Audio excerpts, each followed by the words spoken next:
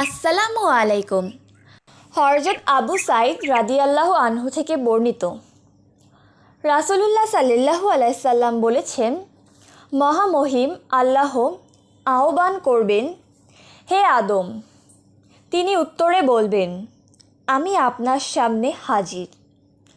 আপনার কাছে শুভ কামনা করি এবং সকল মঙ্গল আপনারই হাতে। মহান আল্লাহ বলবেন, জাহান্নামী দলকে বের করো। আদম আলাইসাল্লাম জিজ্ঞেস করবেন, জাহান্নামী দল কতজনের?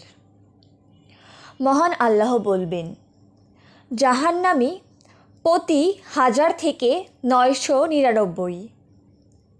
রাসূলুল্লাহ সাল্লাল্লাহু আলাইহি সাল্লাম বলেন, এই সেই মুহূর্তে যখন বালক হয়ে যাবে বৃদ্ধ, সকল গর্ভবতী তাদের গর্ভপাত করে ফেলবে আর মানুষ দেখবে মাতাল সদৃশ, যদিও তারা নেশাগ্রস্ত নয়। বস্তুত আল্লাহর আযাব বড়ই কঠিন। রাবি বলেন, কথাগুলো সাহাবাগণের কঠিন মনে হলো। তারা বললেন, ইয়া রাসূলুল্লাহ, আমাদের মধ্যে কে সেই ব্যক্তি? বললেন, আনন্দিত হও। ইয়াজুজ ও মাজুজের সংখ্যা 1000 হলেও তোমাদের সংখ্যা হবে একজন।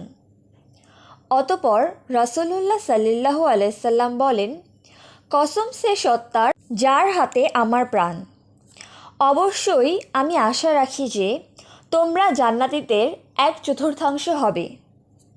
সাহাবী বলেন, আমরা আল্লাহর প্রশংসা করলাম এবং আল্লাহু আকবার ধ্বনি দিলাম।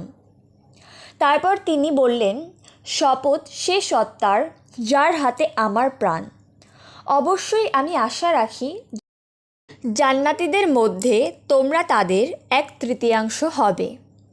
সাহাবী বলেন, আমরা বললাম আলহামদুলিল্লাহ এবং আল্লাহু আকবার ধ্বনি দিলাম।